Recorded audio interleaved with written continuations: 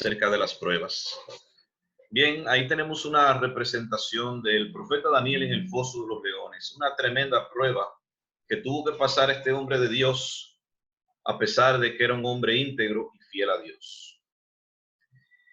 Todo el mundo es probado. Hay quien asume una postura de víctima cuando está viviendo alguna prueba, como si nadie más en el mundo pasara por cosas semejantes. Pero la Biblia dice: resistan al diablo y mantengan firmemente la fe. Sepan que sus hermanos en todo el mundo sufren igual que ustedes. Primera de Pedro 5:9. O sea que las pruebas no son propiedad exclusiva mía ni tuya, aunque tú pienses que todas las pruebas del mundo te han tocado a ti. En realidad, cada quien está viviendo su propia prueba, y dice por ahí que hay muertos que no hacen bullas, pero que mayores son sus penas. Un ejemplo de ello es Job. En Job 1:8 dice el Señor a Satanás: ¿te has puesto a pensar en mi siervo Job? Volvió a preguntarle el Señor: ¿no hay en la tierra nadie como él, que es un hombre recto e intachable, que me honra y vive apartado del mal?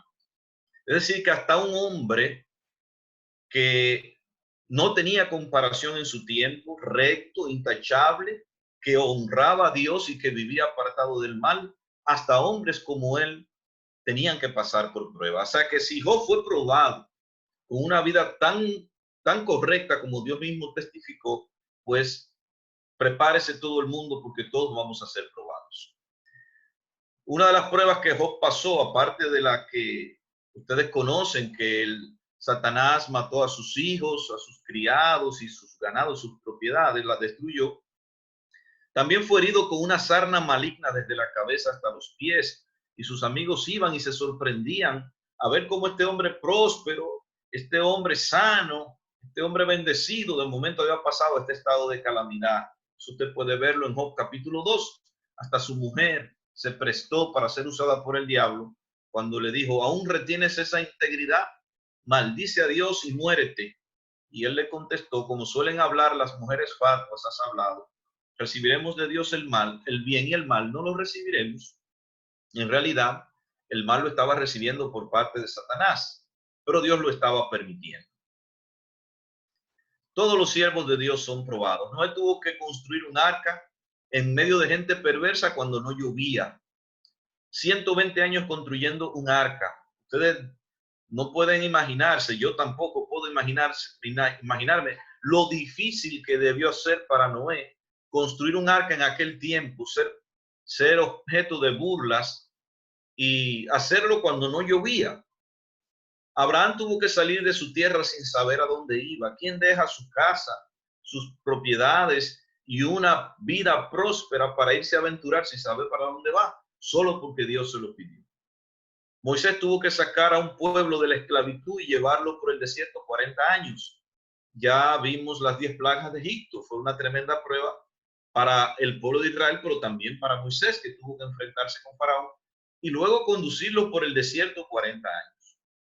Jacob, el engañador, el hijo de Isaac, aquel que se vistió como su hermano para engañar a su papá y lo engañó y logró la bendición, pero luego huyó a la casa de su tío Labán y fue engañado 10 veces por Labán. Solamente en el salario fue engañado 10 veces, pero también trabajó 7 años por su esposa amada Raquel y le dieron a Lea y tuvo que trabajar otros 7 más por Raquel.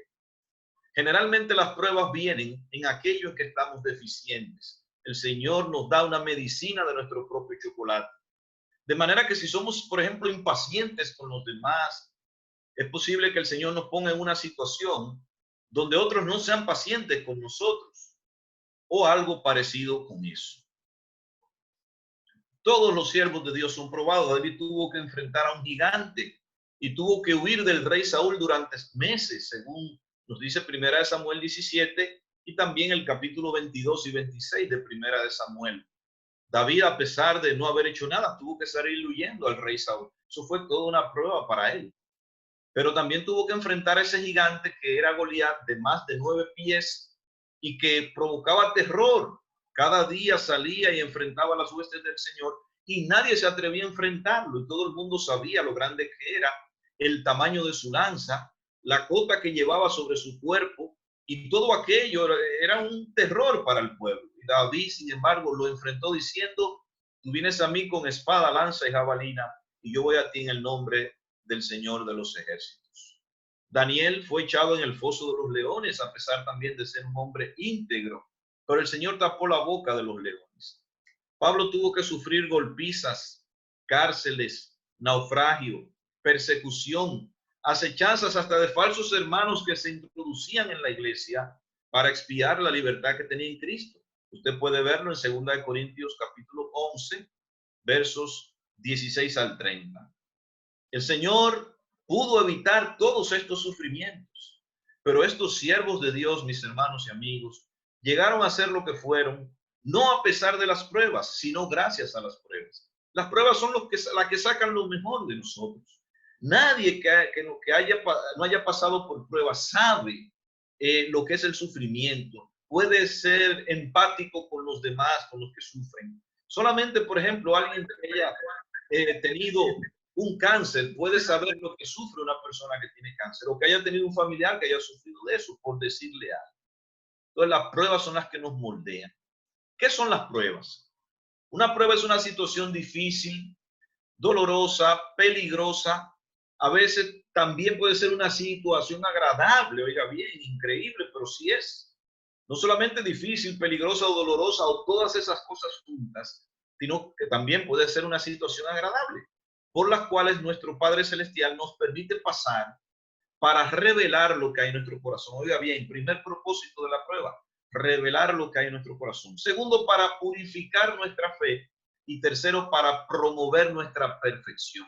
Esos son los tres propósitos básicos de la prueba. Revelar lo que hay en nuestro corazón. Él sabe lo que hay en nuestro corazón, pero nosotros no sabemos. Creemos que nos conocemos, pero realmente hasta que no pasamos por una situación, no sabemos cómo vamos a reaccionar.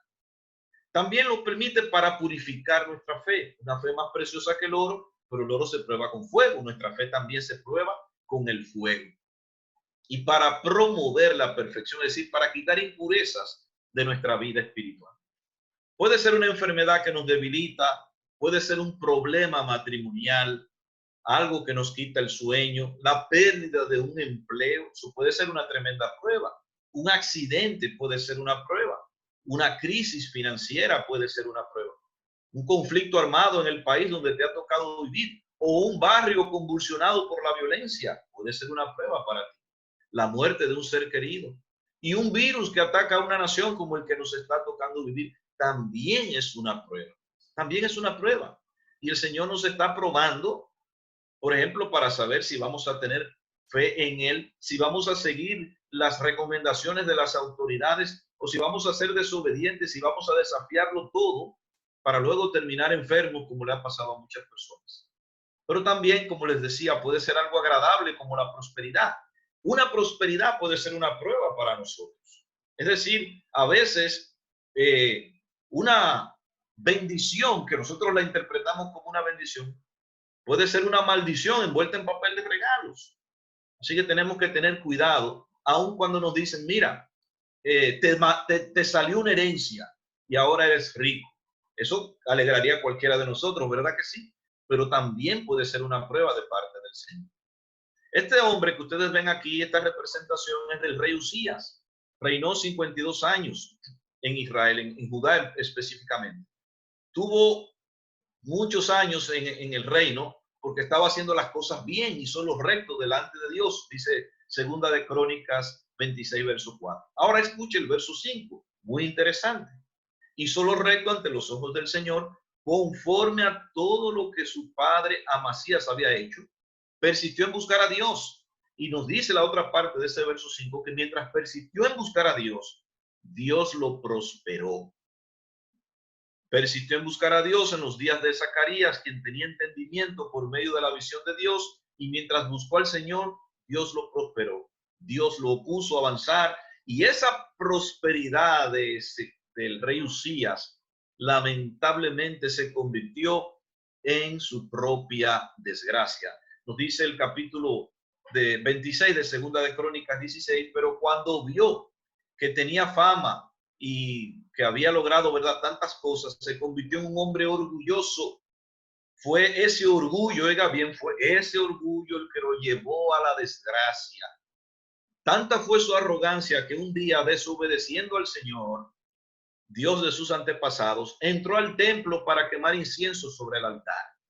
Oiga, cuando se hizo grande, se enorgulleció para su ruina. Es decir, que ya él entendía que él lo había logrado todo. Había hecho un vasto programa de obras públicas, su nombre había alcanzado renombre mundial.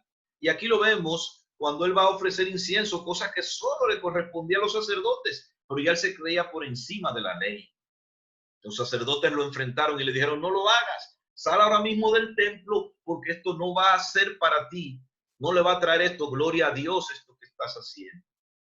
Y él lo que hizo fue que se puso más arrogante y orgulloso. Y entonces en ese momento le brotó una lepra, como pueden ver en la imagen del frente, le brotó una lepra en la frente y tuvo que salir huyendo del templo donde había entrado sin derecho a entrar porque el Señor lo había herido con esa lepra.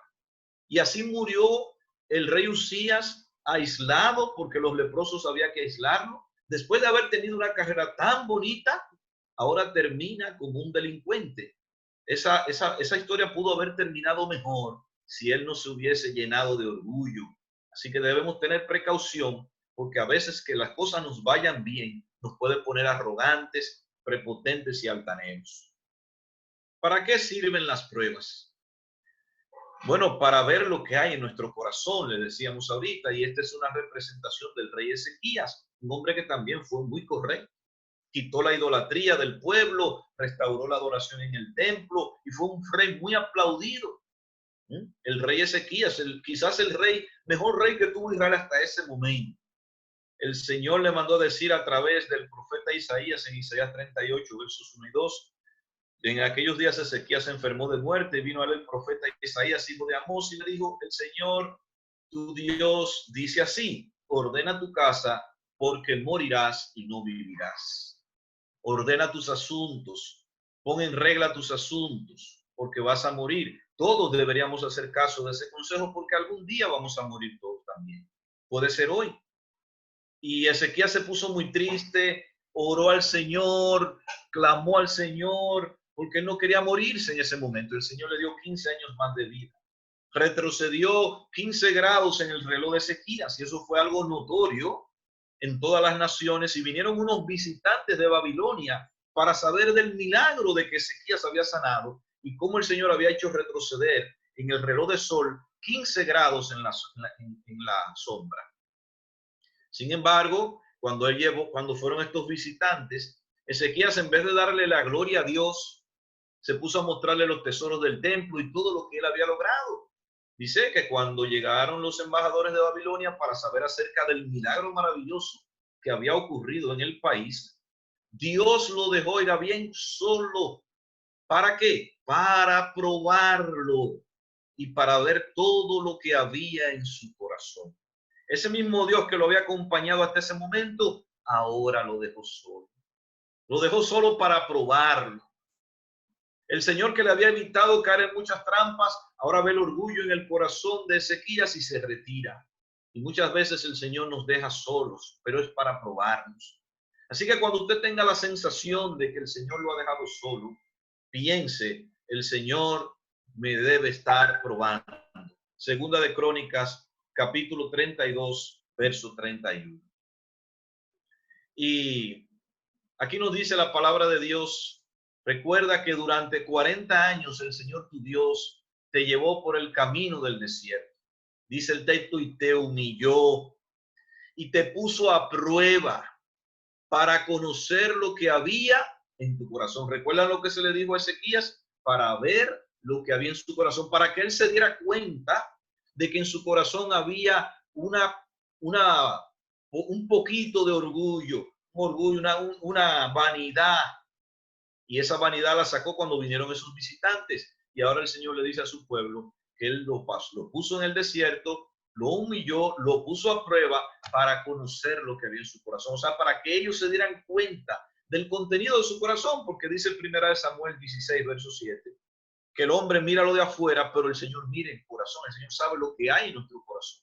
A Jesucristo nadie tenía que decirle mira, conoce a este o conoce a aquel, porque él los conocía a todos, dice Juan, Evangelio según Juan, capítulo 2, versículo 21. Él sabía lo que había en el hombre, él sabe lo que el hombre está pensando. Y el Salmo 139 dice que aún no está la palabra en nuestra boca y el Señor la sabe toda. Nos conoce por detrás y por delante. El Señor conoce al cojo sentado y al tuerto durmiendo. Y el Señor dice, te puse a prueba para ver lo que había en tu corazón, a ver si cumplirías o no mis mandamientos. Lamentablemente el pueblo de Israel en general se quemó en esa prueba.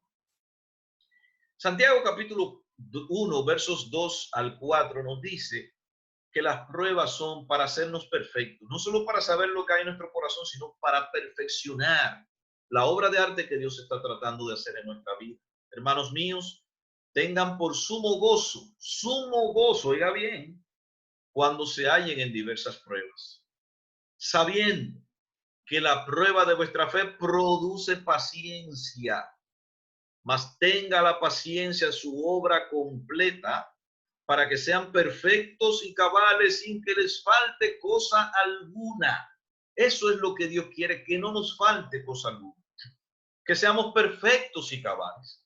¿Cómo el Señor logra perfeccionarnos, madurarnos? A través de la paciencia, porque se requiere tiempo. Eso es algo que el Señor lo cocina en nuestra vida a fuego lento. Así que cuando usted está siendo sometido a prueba, en lugar de usted apresurarse a salir de la prueba, como solemos hacer, o en lugar de maldecir o de renegar de Dios, dice Santiago, aprenda a tener sumo gozo. Hermano, es difícil tener gozo cuando usted está encerrado en su casa y no puede salir, o está en un país y no puede venir. Pero el texto nos dice que esa prueba, la prueba de nuestra fe, va a producir paciencia, y la paciencia es la virtud que más vamos a necesitar en nuestra vida, porque, señores, hasta para morirse hay que esperar. Y entonces tengamos paciencia para que el Señor acabe su obra, vaya moldeándonos, vaya con su martillo, dándole forma a esa escultura que Él está tratando de hacer, para que nos parezcamos a su Hijo Jesucristo. Son para perfeccionarnos las pruebas, dice Primera de Pedro 1, versos 7 al 9. Presenta allí la necesidad de que nuestra fe sea hallada en alabanza, gloria y honra cuando sea manifestado Jesucristo. En otras palabras, el Señor espera que nuestra fe, cuando Él venga, esté en perfección. Sea una fe que pueda ser alabada, pueda ser glorificada y pueda ser honrada cuando Cristo venga. Por eso, segunda de Corintios, capítulo 4, versos 16 y 17, nos recuerda algo básico que debemos recordar, que debemos tener pendientes. Por tanto, no desmayamos. Antes, aunque nuestro hombre exterior se va desgastando, el interior, no obstante, se renueva de día en día. Pues esta leve tribulación momentánea, porque las pruebas no duran para siempre, puesto que no hay mal que dure 100 años ni cuerpo que lo resista. Esta leve tribulación momentánea produce, oiga, ¿cuál es el resultado? En nosotros un cada vez más excelente y eterno peso de gloria. En otras palabras, el apóstol Pablo está diciendo, mientras mis situaciones mi cuerpo se va desgastando por enfermedades, por persecuciones, por vejez, por lo que sea, voy confiando menos en la carne y voy poniendo más mi confianza en el más allá. Recibo un cada vez más excelente y eterno peso de gloria. Mientras puedo confiar menos en mi carne, debo confiar más en Dios. Y mientras mi carne se va destruyendo por fuera, debo convertirme en un mejor ser humano por dentro. Aunque el hombre exterior se vaya desgastando, el interior, no obstante, se renueva de día en día. Eso es lo que Dios quiere lograr con nosotros. Ahora bien, sabemos que Dios dispone todas las cosas para el bien de quienes lo aman, los que han sido llamados de acuerdo con su propósito.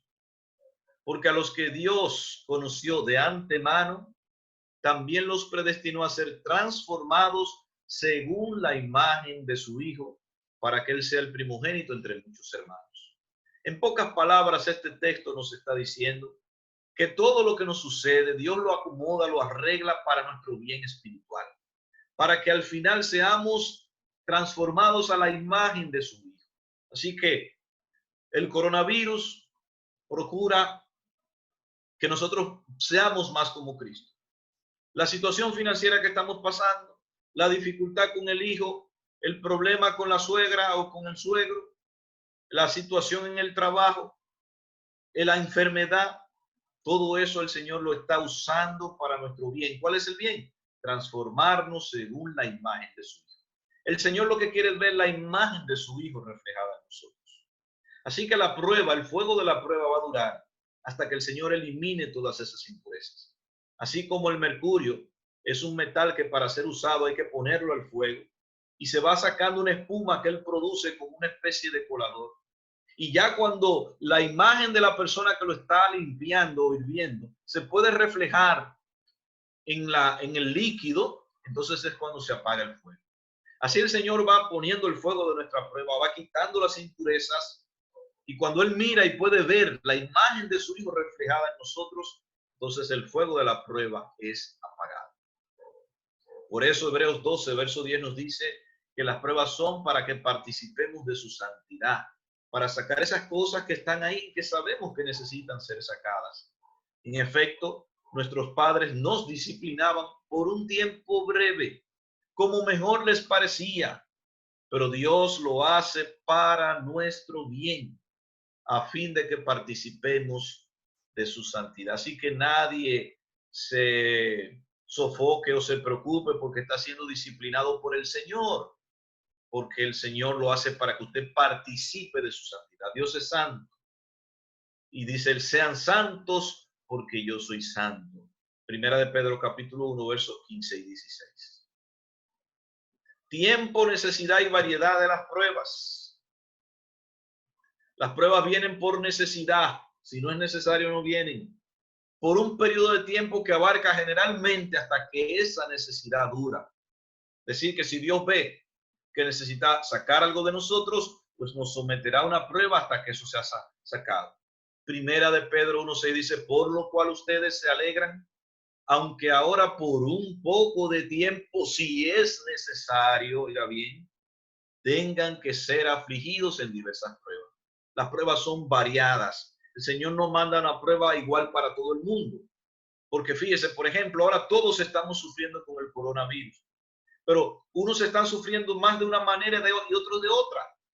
Algunos están más preocupados por la situación económica y otros por su salud, otros porque no están con su familia, otros porque sus planes se han retrasado.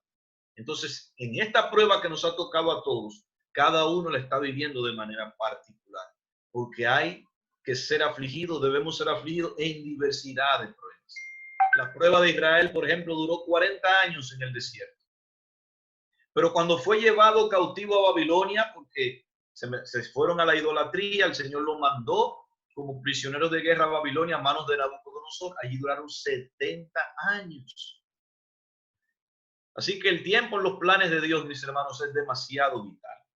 El Señor sabe cuánto tiempo va a permitir una determinada prueba en nuestras vidas. Eso solamente Dios lo determina.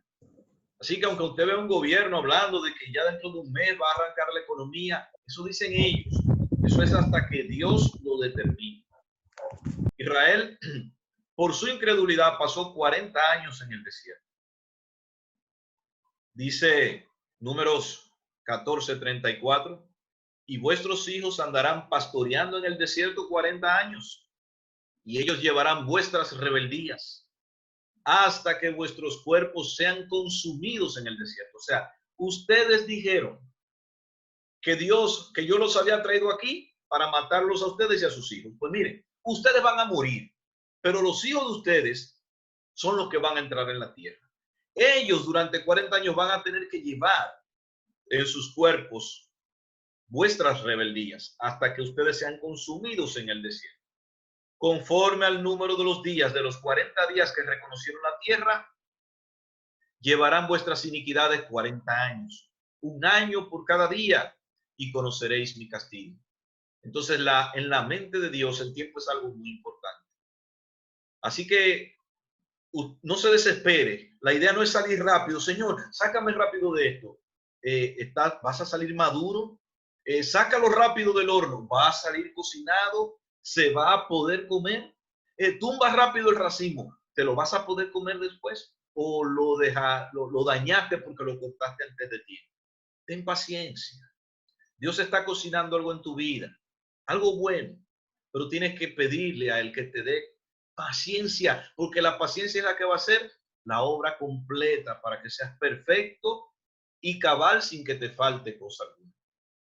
Jeremías 29, 10 y 11 dice, sí, dice el Señor, cuando a Babilonia se le hayan cumplido los 70 años, recuérdense los 70 años que le dije, yo les visitaré y haré honor a mi promesa en favor de ustedes y los haré volver a este lugar cuando se cumplan los 70 años, ni un día antes, ni un día después, porque yo sé muy bien los planes que tengo para ustedes, afirma el Señor. Planes de bienestar y no de calamidad, a fin de darles un futuro y una esperanza. El Señor quiere lo bueno para nosotros, pero lo bueno no es que usted tenga una nevera con de todo. Lo bueno no es que todos tus problemas estén resueltos.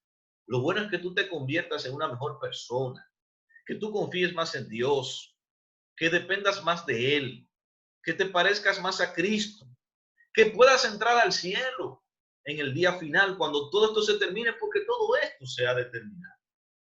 Entonces, cuando todo esto se termine, ¿qué vas a tener en el cielo? ¿A un amigo o a un desconocido? ¿Te gustaría vivir para siempre con un desconocido? Si la respuesta es no, entonces debes buscar de Cristo hoy, debes conocerlo hoy, hacerte amigo de Él, para que estés contento de que te vas a ir un día y vas a encontrarte nuevamente con tu amigo.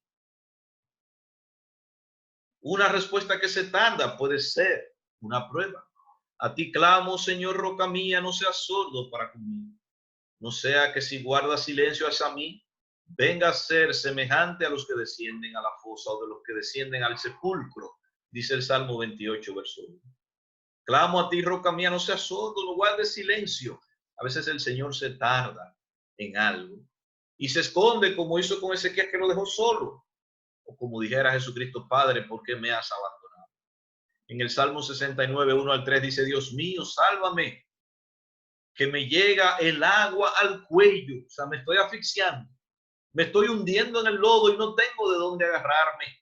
Estoy en un mar de aguas profundas y la corriente me está arrastrando. Estoy cansado de tanto llamarte. Mi garganta está seca de tanto gritar.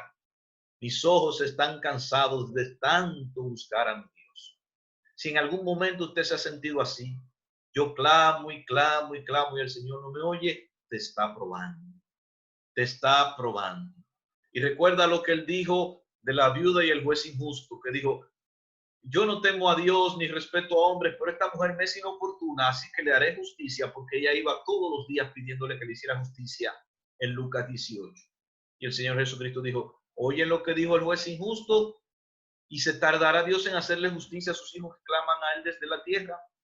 Les digo que no se tardará, así que espera un poquito, resista un poco más, que a lo mejor el Señor ya está casi logrando lo que quiere contigo.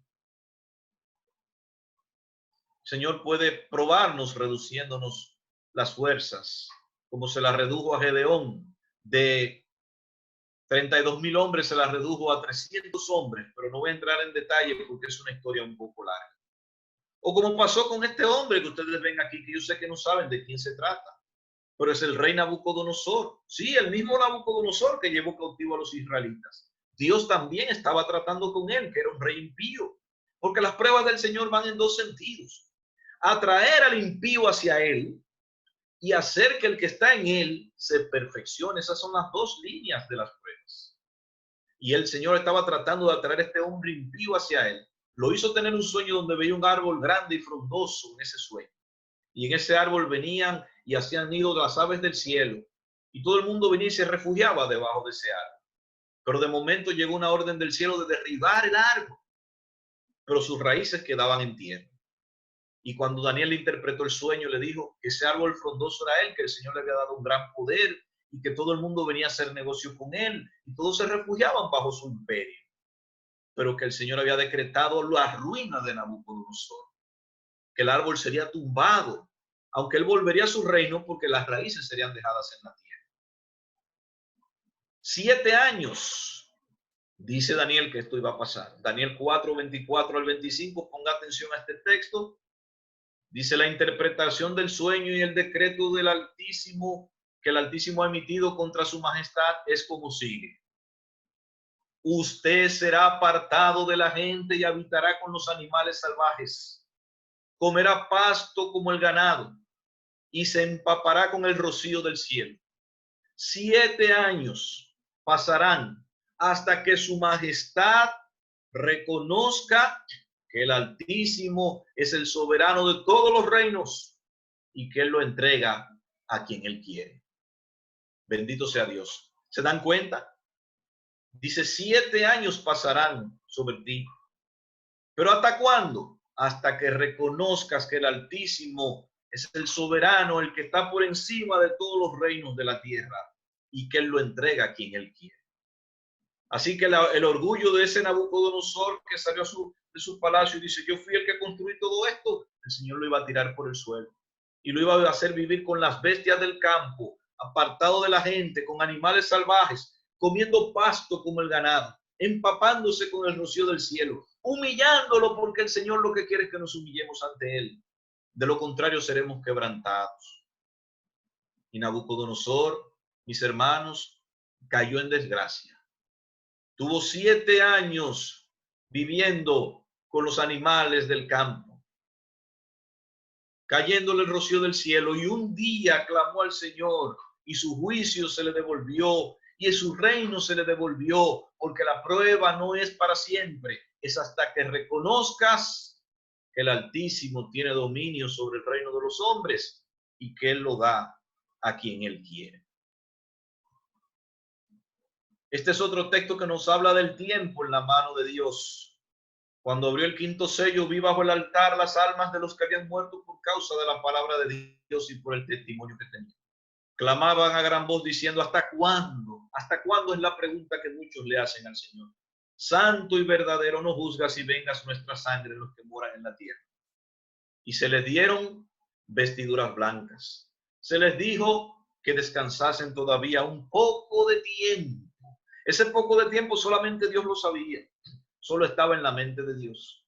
Hasta que, otra vez el hasta que, se completara el número de sus consiervos y sus hermanos que también habían de ser muertos como ellos.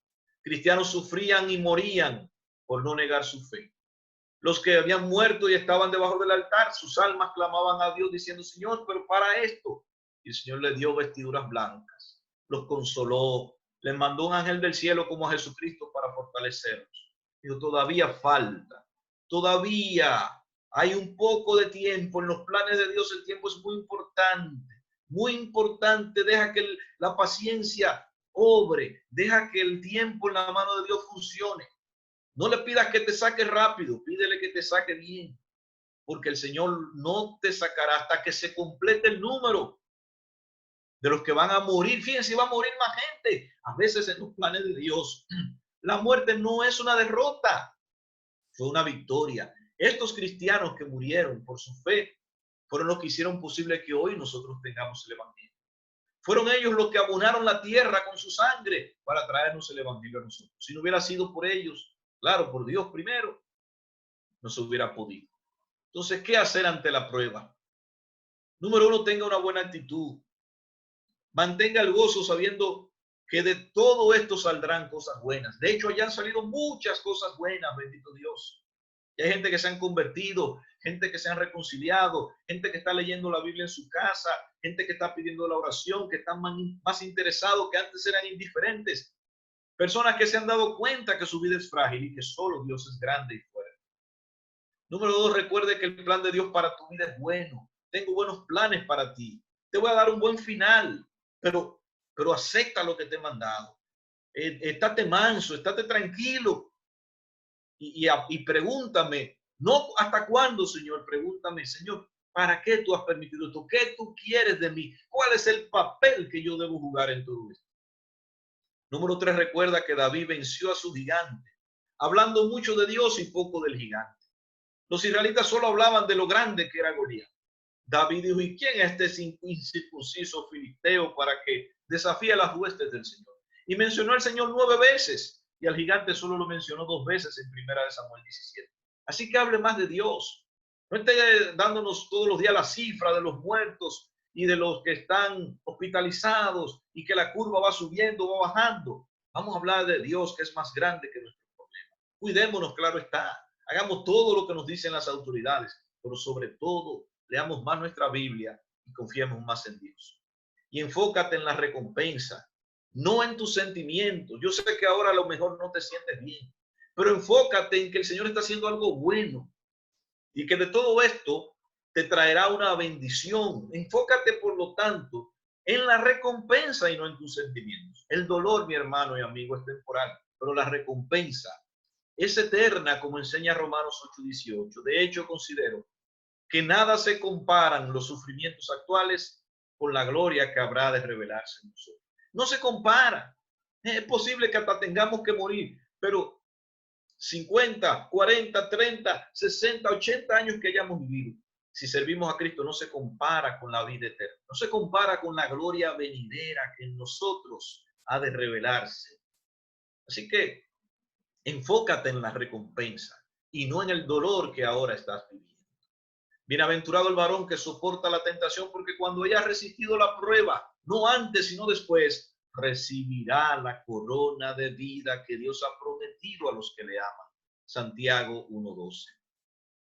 Nadie va a recibir un premio si no lucha primero. Nadie va a recibir un trofeo si no compite primero. Nadie va a tener fruto si no siembra y cuida el cultivo primero. La recompensa viene después de la batalla. Tu corona viene después. Este es el tiempo de la lucha. Así que, como dijo José, y con esto termino, en el libro de Génesis 50:20, sus hermanos fueron donde él a pedirle perdón porque José los había traído de Israel a Egipto y su papá murió. Dijeron ellos, bueno, ahora va a tomar venganza. Pero José les dijo, ustedes pensaron mal contra mí, mas Dios lo encaminó a mi bien. Dios lo usará para tu bien, porque a los que aman a Dios, todas las cosas le ayudan a bien. Y si todas las cosas nos ayudan a bien, entonces no hay mal que por bien no venga. Ten paciencia en esta prueba. Trata de que te moldea la forma de Cristo. Saca lo mejor que Dios ha puesto en ti. Deja que Dios trabaje en tu vida y te transforme y te cambia. Pídele, Señor, yo quiero ser como tú. Transfórmame, cámbiame, ayúdame a ser como tu Hijo Jesucristo. Y cuando el Señor vea eso en ti, entonces tu prueba irá menguando hasta que salgas fortalecido y tu corona te será segura. Jesús le dijo, le he dicho estas cosas para que en mí hallen paz. En este mundo afrontarán aflicciones, pero anímense, dice el Señor, anímense. Yo he vencido al mundo. Y si Él ha vencido, nosotros también vamos a vencer. Con Cristo vamos a vencer, porque todo lo podemos en Cristo que nos fortalece. Filipenses 4:13. Que Dios les bendiga, hermanos y amigos. Yo he concluido.